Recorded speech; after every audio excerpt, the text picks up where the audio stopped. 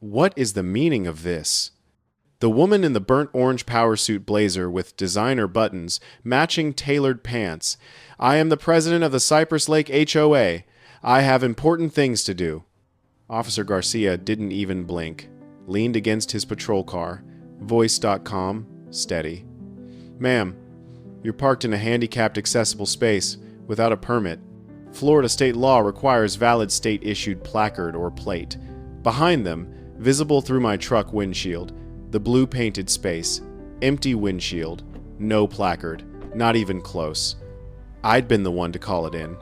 Watched her stride out of that Lexus like she owned the lot. Not a limp, not a cane, not a visible disability, just pure entitlement in burnt orange. This is harassment, she shrieked. I was only going to be a minute. Do you know who I am? Garcia's face stayed neutral, professional, but I saw his jaw tighten. I know you're the owner of a vehicle illegally parked, and since it's obstructing access for those who legally require it, I've also called for a tow. Her face went from tan to purple. You can't ADA law, ma'am. No permit means ticket, tow, impound fees, and court date. Right on cue, massive flatbed tow truck rumbled into lot. Yellow lights flashing. Driver hopped out, started hooking up her pristine SUV without a word. The woman, I'd later learn her name, was Monica Harper, and she'd make my life hell for 6 months, looked around wildly. For a moment, her eyes locked with mine through my windshield. She knew. She knew I'd called. The tow truck's winch ratcheted. Chains clinked. Her SUV rose off the blue paint, while a dozen phones recorded. She turned back to me. Even from 30 feet away, I could see the promise in her eyes. This wasn't over. Not by a long shot. What neither of us knew, this parking spot war would expose a criminal enterprise running through our HOA, a fraud ring manufacturing fake handicap placards, and the woman in burnt orange was at the center of it all. My name is Daniel Torres, 46 years old, Marine Corps veteran, 22 years active duty before I retired with a Purple Heart and a left leg that reminds me every morning why accessible parking isn't just paint, it's survival, and I was about to go to war one more time. July in Tampa. The asphalt cooks, air thick enough to chew. I was just trying to get supplies for a weekend cookout. Charcoal, steaks, my wife Carmen's favorite guacamole from the deli. Simple stuff. I'd circled the Publix lot twice, my F-150 groaning every time I cranked the wheel. My left leg, the one with souvenir shrapnel from Fallujah, was throbbing in rhythm with the truck's engine. All I wanted was a parking spot, preferably one that didn't require a quarter-mile hike. That's when I saw it. Perfect spot, right up front. Painted, cheerful, hopeful blue, the handicap spot. And pulling into it with grace of a runaway bulldozer, gleaming white Lexus SUV, size of a small yacht. I knew that Lexus. Everybody in Cypress Lake knew it. Belonged to Monica Harper. Self-appointed queen of our homeowners association, woman who treated HOA bylaws like 10 commandments, and she was Moses. She'd once tried to find my neighbor's sweet elderly woman named Mrs. Chen because her garden gnome was, quote, aesthetically incompatible with community standards. Seeing her slide that boat into a spot reserved for people who actually needed it made something in my gut twist. I watched her get out. Not a limp, not a cane, not even slight wince. She was wearing designer athleisure. Looked like she'd just finished hot yoga. Blonde hair pulled back in ponytails so tight it seemed to lift her face into permanent surprise. She glanced around, eyes sweeping lot with air of pure ownership, grabbed Louis Vuitton bag from passenger seat, strode towards store without backward glance. On her rear-view mirror, nothing. Not a blue placard in sight. For a second, I sat there stewing. Part of me, the part tired and wanting to get home to Carmen and cold beer, said, let it go. Not your business, Daniel. Find another spot. But other part. The part that spent 2 decades in uniform, defending rules that actually meant something. Couldn't drive away. That blue paint isn't suggestion. It's promise. Promised to guys I served with who came home with less than they left with. Promised to folks like my dad who spent final years needing those spots just to buy own groceries. Carmen always says I have a problem with bullies. She's not wrong. I looked at Monica's smug Lexus sitting there, monument to selfishness. Thought, what's more important, few minutes of peace or standing up for what's right? It's a question that's followed me my whole life. I killed engine, pulled out phone, took picture. Clear shot, SUV, blue lines, empty windshield where placard should be. Then called non-emergency police line, gave dispatcher location, make, model, license plate, polite, professional, just concerned citizen. Dispatcher said they'd send officer when available. Figured could be hours, settled in to wait, leaned seat back, closed eyes against glaring sun. Listened to low rumble of shopping carts and distant traffic. About 20 minutes later, Tampa PD patrol car pulled quietly into lane. Young officer got out. Sharp. Squared away. Name tag. Garcia. Walked to Lexus. Did slow circle. Stood there moment just looking. Peered in windows. Checked mirror again. Pulled out ticket book. Started writing. Small crowd gathered. Nothing major. Few shoppers slowing to see what was happening. Couple people had phones out. Recording. Garcia seemed unfazed. Finished ticket. Tucked it under windshield wiper. Got on radio. Need tow at Publix West Shore. Blue zone violation. No placard. Obstructing access. Few minutes after, Monica Harper herself came marching out. Pushing cart, loaded with bottled water and organic produce. Saw ticket on windshield. Face went from serene entitlement to furious disbelief. Split second, ripped ticket off car, stormed to Garcia. "What is the meaning of this?" she shrieked, voice loud enough to make more people stop and stare. "I am president of Cypress Lake HOA. I have important things to do." Garcia didn't blink. "Ma'am, you're parked in handicapped accessible space without permit. Florida state law requires valid placard or plate." Carmen's voice echoed in my head. "That spot is my legs." "This is harassment," she sputtered. "I was only going to be a minute. Do you know who I am?" "I know you're owner of vehicle, illegally parked." Garcia replied, patience clearly wearing thin. "And since it's obstructing access for those who legally require it, I've called for tow." He paused. Ada law. No permit means ticket, tow, impound, fees, court date. Monica jabbed finger at blue paint. "It's empty. No one's using it." "Not for long," I called from my truck. Couldn't help myself. She whipped around. Eyes found me. For a moment, her face showed recognition, then pure hatred. "I have a charity luncheon," she yelled. Garcia nodded. "Great. You can donate at impound lot." Small crowd gasped. Some laughed. My mouth curved into smile I couldn't hide. Monica started yelling then. String of threats. Calling the mayor. Calling his chief. Having his badge. Garcia just stood there, letting her vent. Professional. Right on cue. Massive flatbed tow truck rumbled in. Yellow lights flashing. Driver, big guy with beard and bored expression, hopped out, started hooking up pristine Lexus. Sound of winch ratcheting, chains clinking, music to my ears. People openly filming now, phones held high. Guy with rotisserie chicken whispered like sportscaster, live from Tampa. Monica looked around, eyes wild with fury. For a moment, her gaze locked with mine. I gave her a little nod. She knew. She knew it was me. Tow truck driver gave final check. Hit controls. Her Lexus rose off blue paint while phones recorded.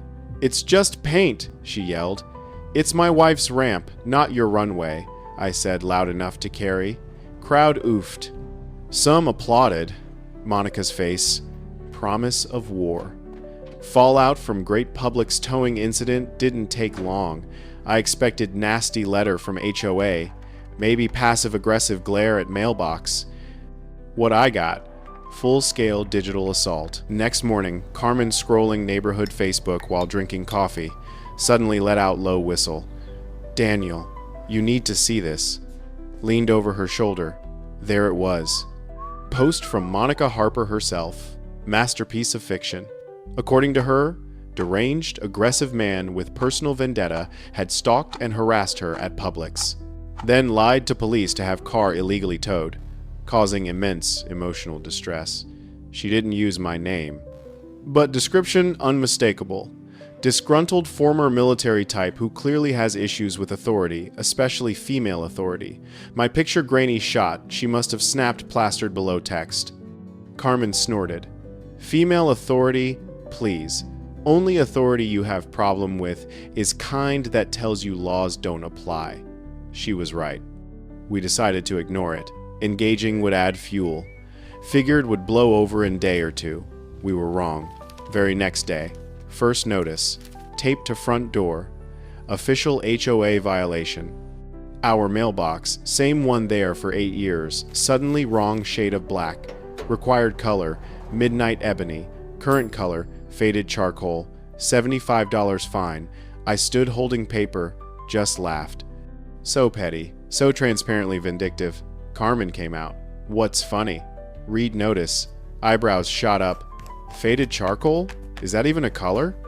Guess it is now, I said. Expensive one. We paid fine, not worth fight. Wrote paid under protest on check memo. Saved photo. Figured that'd be end. Wrong again. 2 days later, another notice. Lawn problem. Grass in small patch near driveway, allegedly 1/4 inch too high. $75 fine. Then garbage cans. Left out allegedly 47 minutes past 9 a.m. cutoff. Another fine. Death by 1,000 paper cuts. Each violation just plausible enough that fighting would be more trouble than worth. Classic bully tactic. Wear opponent down with constant barrage until they give up. But I don't give up easy. Each slip of paper just hardened my resolve. This wasn't about grass or mailboxes. This was about woman using minor power to bully anyone who crossed her. Carmen was rock through it all. Take notices off door. Read with wry smile. Well, Daniel, at least she's creative. Never would have thought our hibiscus was exhibiting aggressive growth patterns. Her humor kept me from letting anger win.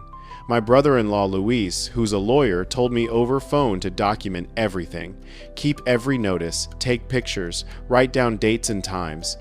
People like this always overplay their hand. Get sloppy, just wait for her to make real mistake. Smart guy, Luis.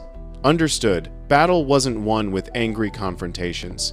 Won with cold, hard evidence. Real mistake came about week later. We'd had quiet few days. I was starting to hope Monica had gotten bored, moved on to terrorizing someone else.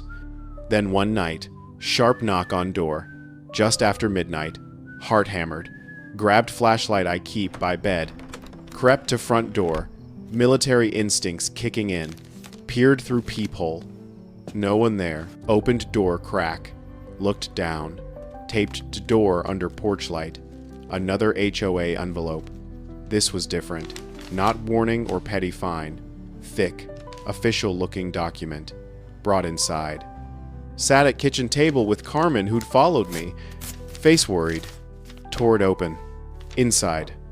Notice of intent to lien, claiming we were delinquent on over $3,000 in accumulated fines for ongoing property neglect and hostile behavior toward community leadership. Complete fabrication. Legal-looking blackmail, designed to scare us into submission. They were threatening to put lien on our house. My house. The one I'd paid for with 22 years of service. Line in sand. This fake lien delivered under cover of darkness was her biggest mistake yet. Next morning, with fake lien notice sitting on kitchen table like coiled snake, I knew couldn't ignore this. This had gone beyond petty harassment. Threatening someone's home? That's line you don't cross. About to call Luis for serious legal advice when doorbell rang. Looked at security camera feed on phone. Officer Garcia, the cop from Publix, in uniform. Looking professional as before. I opened door, surprised. Morning, officer. To what do I owe the pleasure? Monica report my lawn for looking at her funny? Small, weary smile. Something like that, Mr. Torres. Mind if I come in? Stepped aside. Carmen offered coffee. He accepted gratefully. Sat at kitchen table. Fraudulent notice between us. Garcia glanced at it. Nodded grimly. I saw the post on neighborhood page. Been hearing whispers about sudden flood of violation notices. Figured she'd be coming after you. Understatement of year, I said, pushing lien notice toward him. She delivered this after midnight. Garcia read it, expression hardening. This is illegal. This is extortion. Looked up at me. Gaze serious. Mr. Torres, reason I'm here isn't just about this. Incident at Publix wasn't isolated. Part of pattern we've been tracking for months. Leaned forward. Lowered voice. I'm not just patrol officer, Daniel. I'm part of county-wide task force investigating disability fraud. Specifically, fraudulent manufacturing and distribution of handicapped parking placards. I stared, stunned. Carmen put hand on my arm. This was suddenly much bigger. You think Monica's involved? I asked, mind racing. We don't just think it. Garcia said, we have growing pile of evidence suggesting Cypress Lake HOA is at center of local ring. We've had dozens of anonymous tips over last year. Complaints about people who look perfectly healthy using placards. Suspicious number of new placards appearing in this neighborhood all at once. He explained, they suspected someone using high-quality printer and lamination machine to create ghost placards, selling them for cash to people who didn't want inconvenience of walking few extra yards, slap in face to every person who genuinely needed that access. Problem? He continued, is we can't get inside. Need probable cause for warrant. Need testimony. Need someone on inside who can tell us what's going on. He looked directly at me. Monica Harper runs that HOA like private kingdom. She's smart, careful, but now she's made it personal with you. She's angry. Angry people get sloppy. Paused. You're a vet, Daniel. You're respected in community. You know how to handle pressure. We need your help. Weight of request settled in room. He was asking me to be informant. Put myself and Carmen right in crosshairs of woman already proving unstable and vindictive. First instinct, say no. I was retired, done my time, just wanted quiet life, peace. But then looked at lien notice on table, thought about guys I knew who fought for every single step, thought about Monica's smug face stealing parking spot from one of them. Question came back clearer than ever. Peace or justice? Sometimes you can't have one without fighting for other. What do you need me to do? I asked. Relief washed over Garcia's face. Just keep eyes and ears open. Document everything she does, every notice, every threat. Let her think she's winning, getting under your skin. We're building case. Your testimony will be critical. Peace. Pulled out phone. Swiped through photos. Turned screen toward me. This is from computer we seized from low-level guy we picked up last month in Hillsborough County, making fake IDs, had other files on hard drive. Told us he sold templates to classy lady from Cypress Lake for $800. On screen, perfect high-resolution digital template of Florida-issued handicap placard, ready to be filled in and printed. Printer logs showed it'd been accessed multiple times. All linked to IP address, triangulating right back to our neighborhood. My stomach tightened. This was real. Criminal enterprise happening under our noses. Run by woman finding me for mailbox color. We think she's running whole operation out of HOA clubhouse, Garcia said, putting phone away. Using their equipment, their accounts. Perfect cover. He stood to leave. Just be careful, Daniel. She's cornered. She's dangerous. Walked him to door. Scope had just exploded. We weren't dealing with neighborhood bully. We were dealing with criminal. And as Garcia showed me that picture, I realized we had first real piece of hard evidence. Printer log, placard templates. Trail leading straight back here. After Garcia left, world felt different. Manicured lawns and quiet streets didn't seem peaceful anymore. Current of something ugly running underneath. Carmen and I followed Garcia's advice to letter. Documented everything. Bought small, fireproof safe. Kept every violation notice, threatening letter, detailed log of every interaction. I acted like her campaign was working. Mowed lawn twice a week. Repainted mailbox to midnight ebony. Made big show so she'd see. Wanted her to think I was beaten. Just another resident successfully cowed, but behind scenes, preparing for war. First thing, upgraded home security. Installed new cameras, not just doorbell cam, high definition ones, covering driveway, front yard, back porch, motion sensors, night vision. If squirrel twitched on lawn, I'd get alert. Carmen joked I was turning house into Fort Knox, but she knew why. Had to protect her. Protect our home. No longer game. Monica's vendetta was escalating, methods getting dirtier. We'd find small, unsettling things. Single dead lizard on doorstep. Smudge of grease on Carmen's car door handle. Nothing we could prove, but we knew. Psychological warfare. Make us feel unsafe in own home. Then one morning, went out for paper. Blood ran cold.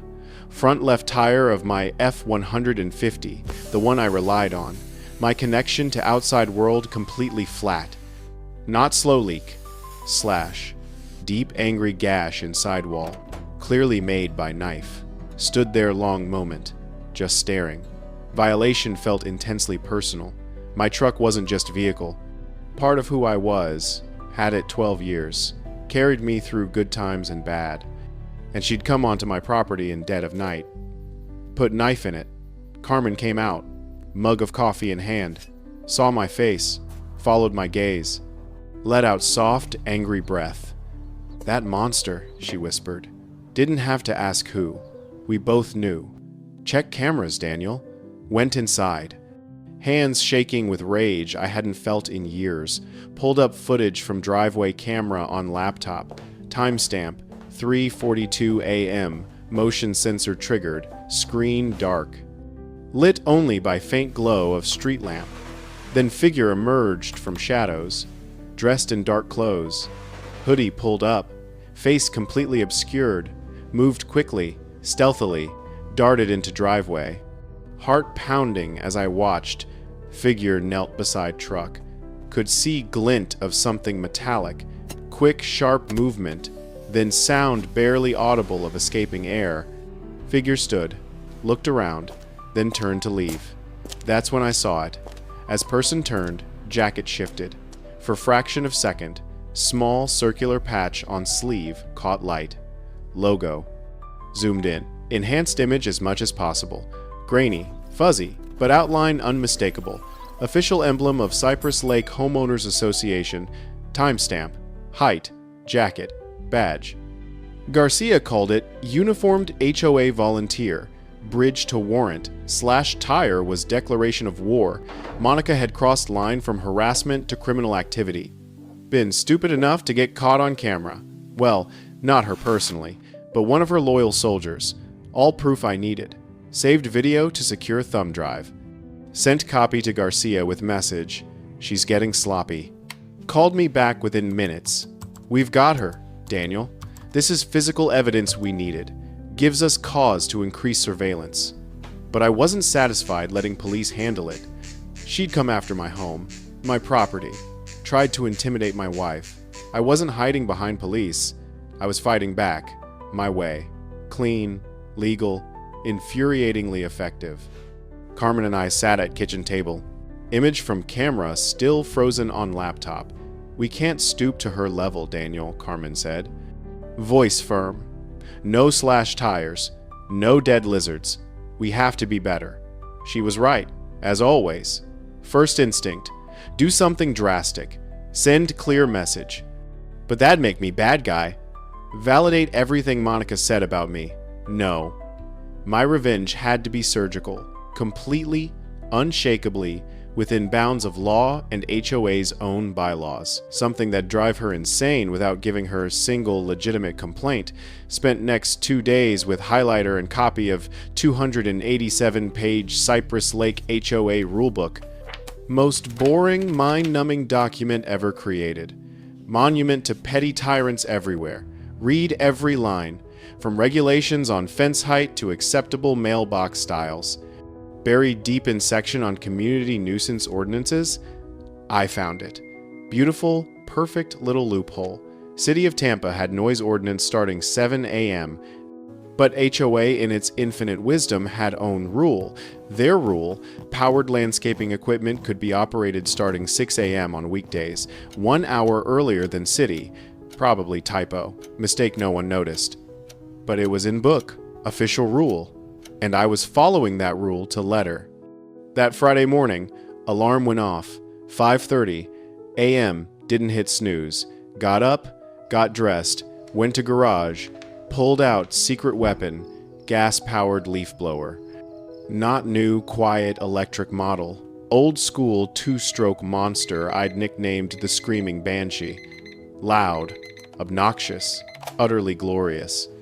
At 5:59 a.m., standing at edge of driveway. Leaf blower strapped to back. My property line, 20 feet from Monica's bedroom window. Checked watch. Second hand, swept past 12. 6 a.m. Showtime. Pulled cord. Engine sputtered. Coughed. Then roared to life with sound that could wake dead. Magnificent. Began my work. 3 leaves. 10 minutes. Back. Fourth. Pile. Scatter. Page 147 says it's legal. Music to my morning. Conductor. Leaf blower. My orchestra. Symphony of suburban annoyance. Perfectly legal. Took less than 5 minutes. Light flicked on in Monica's house. Bedroom window slid open with screech. "What in God's name do you think you're doing?" she shrieked. Voice cracking with sleepy rage. Killed engine. Sudden silence almost as loud as noise. "Good morning, Monica," I called cheerfully. Friendly wave. Just doing yard work. Beautiful day for it. "It's 6 inches the morning, you lunatic." "I know," I said, holding up rulebook I'd conveniently brought. According to official HOA bylaws, landscaping work can begin 6 a.m. sharp. Just being diligent, rule-abiding homeowner. Gave book little pat, look on her face worth every sleepless night she'd caused. Trapped by own stupid rules. Stood sputtering. Unable to form coherent sentence. Couldn't find me. Couldn't call cops. I was doing everything right. Finally, slammed window so hard thought glass would break. Gave cord on leaf blower one more pull. Let it roar, satisfying 10 seconds. Shut it off. Went inside. Carmen waiting by door. Huge grin. "You, Daniel Torres, are menace. Brilliant, wonderful menace." Later that day, leaving to buy new tire, Monica cornered me by community mailboxes. Face mask of cold fury. Fake friendliness, gone. "You think you're so clever, don't you?" she hissed. Voice, low and dangerous. "I just follow rules, Monica." "You have no idea who you're dealing with," she said, stepping closer. "This isn't over. I'm going to make you regret day you moved into this neighborhood. I'm going to ruin you." She smiled. "And I'll enjoy process. Wasn't just threat, vow." Look in her eyes. Pure, undiluted hatred. Done playing games with petty fines. Promising payback. No doubt she'd do everything in power to deliver. Monica's vow hung in air for days. We knew she was planning something. Didn't know what. Leaf blower incident pushed her over edge. Wasn't just angry. Obsessed. This was our chance. Garcia had said angry people get sloppy. Monica practically vibrating with rage. At dusk, blocked number called, silence. Then whisper, "Tell Carmen to watch her step." Click. Garcia logged it. We kept going. That night, sedan rolled past house. Slow. Lights off. Paused. Crept on. Carmen squeezed my hand. "If they want show, we charge admission." Set alarm. Checked cams. Leg ached. Pride didn't. We were bait now, on purpose. Just had to give her opportunity to make next big mistake. Plan we hatched with Garcia was simple. elegant, hinged on Monica's two greatest weaknesses, greed and ego. Annual HOA Donor Appreciation Night coming up. Fancy event at Clubhouse. Thank wealthy residents who donated extra money for community beautification projects, usually new fountain or overpriced landscaping. Perfect stage. Garcia arranged undercover officer from Hillsborough County, woman named Detective Ramirez, to pose as wealthy widow new to area. Her cover story, looking to make sizable donation to HOA to get on board's good side. But had special request. Elderly disabled mother coming to live with her. Needed guaranteed handicap parking spot right in front of house. Request HOA couldn't legally grant, but perfect bait. She'd offer Monica cash donation to make it happen, implying she needed placard and HOA's blessing to unofficially reserve spot. Night of event. Stomach in knots. Carmen and I had to attend to make everything look normal. She wore navy dress. I put on sport coat that felt like straitjacket. Walked into Clubhouse. Air thick with smell of cheap wine and smug satisfaction. Monica in her element. Gliding through room like queen, accepting compliments on ridiculously expensive koi pond she'd installed in common area. Gave me look of pure venom as we walked in. Tight, thin-lipped smile that didn't reach eyes. Detective Ramirez arrived about hour in. Played part perfectly. Looked wealthy, lonely, eager to impress. Earlier that day, Garcia and team did sweep of Clubhouse. Tiny microphone, no bigger than pinhead, hidden in flower arrangement on table where Monica was holding court. Another tucked-in pen in Ramirez's purse. Outside an unmarked van down street, Garcia and tech guy listening to every word. My job, keep Monica's cronies occupied, especially Vice President Weasley guy named Brad. Carmen, with natural charm, distract anyone who got too close to Monica and Ramirez's conversation. I cornered Brad by sad-looking shrimp platter. Started asking incredibly detailed, boring questions about new irrigation system. Eyes glazed, too polite or cowardly to walk away. Across room, Carmen laughing with two other board members, enchanting them with story about our niece's disastrous attempt at home brewing. In center, Ramirez, reeling Monica in. Couldn't hear words, but could see body language. At first, dismissive. Then, as Ramirez talked, Monica's posture changed, leaned closer, eyes lit up with greedy spark. Ramirez casually opened clutch, revealing thick, white envelope. From van, Garcia listening as Ramirez made offer. $6,000 cash donation for fountain fund. All she needed, little help with parking situation for dear old mother, permanent placard. No questions asked. Pause. Garcia told me later, silence stretched almost full minute. Thought Monica would balk. Then her voice through earpiece. Smooth as silk. Fountain Fund, always accepting new patrons. I think we can certainly accommodate your mother's needs. Perhaps you and I can finalize this donation in my office. That was signal. It was happening. Garcia had judge-signed warrants, sealed until transfer of cash or offer to forge placard. Monica just met trigger. Monica led Ramirez away from party, into small office at back of clubhouse. Envelope carried. Recorded serial numbers. Once it changed hands, warrant went hot. Inside, another hidden camera rolling. Cash exchanged. Monica recorded telling Ramirez brand new official-looking placard would be delivered by end of week. She'd just need to fill out simple form. No doctor's signature required. Trap sprung. But Garcia wanted more. Wanted whole operation. Printer. Laminator. Stash of fake permits. Waiting for Monica to lead them to it. Back at party. Vibration in pocket. Text from Garcia. We got it. Stage 2 is go. Heart hammered. Stage 2 was my part. Tucked in closet. Projector and screen. Set up for slideshows celebrating HOA's accomplishments. I had remote. Garcia had feed. Slideshow was never flowers. Live link to van. He'd cued video from my security camera. Grainy footage of shadowy figure with HOA badge slashing my tire. also ready to display financial records he'd subpoenaed from HOA's bank. Large, unexplained cash withdrawals made by Monica. Plan: create diversion. Sow chaos among her supporters while police made move. Excused myself from droning Brad. Walked to closet. Took deep breath. Hand on remote. Projector ready. Thumb hovered over button. This was it. Point of no return. Gave Carmen quick nod across room. She subtly steered board members toward large blank screen. Creating small audience. Pressed button. Projector word to life. Bright white square on screen. Low chatter quieted as people turned. First image flashed, not picture of new fountain. Crystal clear video from my driveway camera. Collective gasp. Grainy nighttime footage played in stark silence. Hooded figure. Glint of knife. Hiss of tire deflating. Let it loop twice. Hit next slide.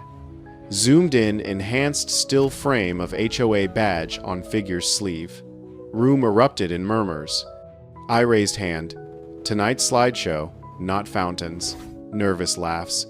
Monica's supporters shifted. Someone whispered, "Turn it off." Clicked again. Bank numbers glowed red. Room went from murmurs to math. People pointing, whispering, looking around in confusion and alarm. Next slide. Copy of HOA's bank statement. 3 separate $6,000 cash withdrawals, all signed by Monica Harper, highlighted in red.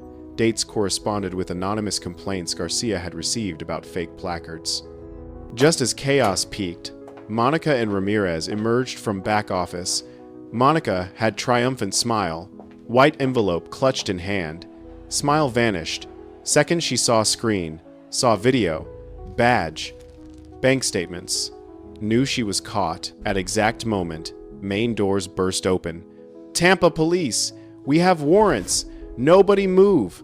Garcia and half-dozen uniformed officers flooded room. Guests screamed. Brad spilled shrimp all over shoes. Monica didn't hesitate. Wasn't sticking around for Q&A. Bolted. Shoved past stunned Ramirez. Ran for side door leading to attached garage. 2 officers went after. Garcia right behind. "Daniel, stay here," he yelled. I wasn't about to. This was my fight too. Followed. Keeping safe distance. Garage dark. Smelled of gasoline and fertilizer. One of Monica's cronies, big guy from architectural committee, who spent more time at gym than reviewing architecture, tried blocking door. Give her time. Put meaty hand on first officer's chest? You can't come in here. Stupid move. Officer didn't break stride. Simple, effective, takedown. Big guy went down like sack of mulch. Crashed into fertilizer bag. White dust whooshed up. I coughed. Leg barking. Garcia waved it away. Eyes up, Daniel. Always. Always, I said, limping after. Just prefer less confetti. But it bought Monica precious seconds. Fumbled with keys to white Lexus, hand shaking, heavy-looking duffel bag slung over shoulder. Just as she got door open, Garcia and officer on her. She wasn't going down without fight. Whipped duffel. Garcia slipped left. Bag slammed down. Burst open. Fake placard skittered like blue cards across concrete. Hologram sheets. Marked bills on top. Her whole racket on floor. Plain sight. Scene in garage, frozen for moment. Flashing blue and red lights from patrol cars outside painted walls in strobing colors. Monica Harper stood, defeated, surrounded by evidence of her crimes. Big guy from committee groaning on floor. Garcia calmly putting Monica in handcuffs. Satisfying click-click echoed in sudden silence. No more threats, no more shrieks of entitlement, only quiet, grim finality of being caught. Aftermath, swift and decisive. Local news had field day. HOA president arrested in disability fraud ring was headline on every site and channel for week. Footage from my security camera along with shots of Monica being led away in handcuffs played on loop. Public fallout. Tidal wave. Hillsborough County Board saw task force report. Moved fast. Emergency session. Unanimous vote for full ADA audit. Entire HOA board, including shrimp-stained Brad, resigned in disgrace within 48 hours, claimed no idea what Monica was doing. No one believed them. Guilty by association. Reputations shredded. Legal and financial consequences for Monica's customers began immediately. Using records found in duffel and clubhouse computer, Garcia and task force identified every person who'd purchased fraudulent placard. One by one, visits from police, fake permits confiscated, massive fines for disability fraud, every car displaying fake placard, ticketed and towed, impound fees astronomical. For weeks, tow trucks, busiest vehicles in Cypress Lake. Beautiful sight. Story became county-wide warning. Crews fanned out, lots restriped, ramps measured, doors automated. Change, you could see. For Carmen and me, life slowly returned to normal. New kind of normal. We were no longer just quiet residents. We were a couple who stood up to HOA and won. People stopped me in grocery store to shake hand, neighbors too afraid before now openly thanking us. Fear Monica had cultivated for years, gone. Replaced by community empowerment, shown them one person few people could make difference if not afraid to fight. We attended first emergency meeting, held in same clubhouse where bust went down, felt different, air of oppression gone, people talking, laughing, planning, taking back control. Voted immediately. Suspend all pending fines and violations issued by Monica's board. Pending full review. That fake lien notice taped to my door. Just bad memory. Symbol of battle we'd won. War over. Work of rebuilding just beginning. As county announced sweeping ADA audit, real victory wasn't just stopping Monica, starting movement to make things right for everyone. In weeks and months following Monica Harper's arrest, quiet revolution in neighborhood. Old corrupt HOA dismantled piece by piece. Interim committee formed, made up of residents who actually cared, not just about power. I was asked to join. Accepted. Carmen rolled eyes.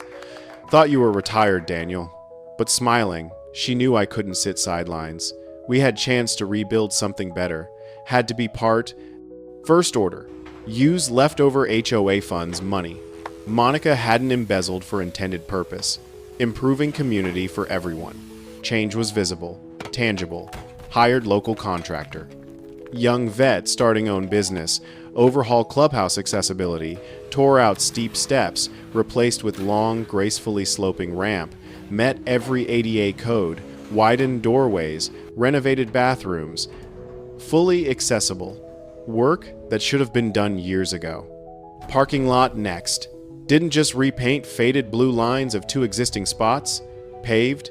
Created 4 more right by new ramp. Wider. Proper access aisles for vans with lifts. Installed new clear signage. Small thing, maybe, but sent powerful message. This was place where everyone welcome, everyone's needs considered. Exact opposite of Kingdom Monica tried to build. Committee also organized mandatory training seminar for all residents, conducted by Tampa Disability Rights Organization. Some grumbled. Most came with open mind. Learned about real-world impact of things, like blocking curb cuts or using spot just for minute. Heard stories from people with disabilities. Our own county. Daily challenges. Changed hearts and minds. Could see understanding dawning. Blue paint wasn't just about parking, about dignity, respect. Meanwhile, legal process for Monica ground on. Followed news closely. High-priced lawyer tried every trick. Argued illegal search. Tried claiming she was victim of personal vendetta. Painting me as obsessed crank. But evidence. Overwhelming. Marked money. Detective Ramirez. Testimony. Dozens of confiscated fake placards. Financial records, my security camera footage. Added up to airtight case, offered plea deal, arrogance wouldn't let her take it, chose trial, convinced she could talk her way out. Day trial began, courtroom packed, Carmen and I there. Front row, called to testify, walked to stand, looked Monica in eye, told jury whole story. From moment she stole parking spot to night she threatened to ruin me. Kept voice calm, steady. Just facts. Her lawyer cross-examined. Tried to trip me up. Make me look like angry, unstable vigilante. Smirked. Mr. Torres, do you often insert yourself into handicapped spaces? Only when people steal them. Juror coughed laugh. Judge tapped pen. Answer only what's asked. Happy to. Ask about marked bills next. Just stuck to truth. Truth was all weapon I needed. Trial lasted 4 days. Jury out less than hour. They'd seen transfer. Marked bills. Prints on laminator. My ring cam clip. Open and shut. Garcia walked chain. Sealed evidence. Logged handlers. No gaps. Foreman stood. Clear, strong voice. Guilty on all counts. Fraud, forgery, extortion. Judge set sentencing date. As she was led from courtroom, faced stony mask of disbelief. System she thought she could manipulate had finally held her accountable. Facing consequences, for first time, powerless. Few months later, cool, sunny autumn afternoon, Carmen and I sitting on bench outside little coffee shop downtown. Favorite spot. Clear view of newly renovated town square, public parking lot. County's ADA audit worked through entire system. Results everywhere. Freshly painted blue spaces, new ramps, automatic doors on public buildings. Like whole county woke up and decided to do right thing. Watched young woman carefully maneuver son's wheelchair down, brand new curb cut. Saw elderly man with walker ease out of car into handicap spot right by pharmacy entrance. Spot open and waiting. No gleaming white Lexus. No fight, no frustration, just access. Simple, easy access. Beautiful. Monica's sentencing 2 weeks prior. Judge not lenient. 6 years probation. 3,000 hours community service, served working with disability advocacy group. Ordered payback every cent stolen plus hefty fines. Her name now synonymous with disgrace in Tampa. Final nail, last community meeting. Residents of Cypress Lake voted overwhelming margin 96-4 to officially dissolve Homeowners Association. Gone. In its place, simple neighborhood watch, voluntary community fund for annual picnic. Reign of petty tyranny officially over. We were just neighbors again. Carmen reached over. Took my hand. You know, you never really answered that question you were struggling with. Looked at her. Confused. What question? Peace or justice? You were so worried you'd have to give up one to get other.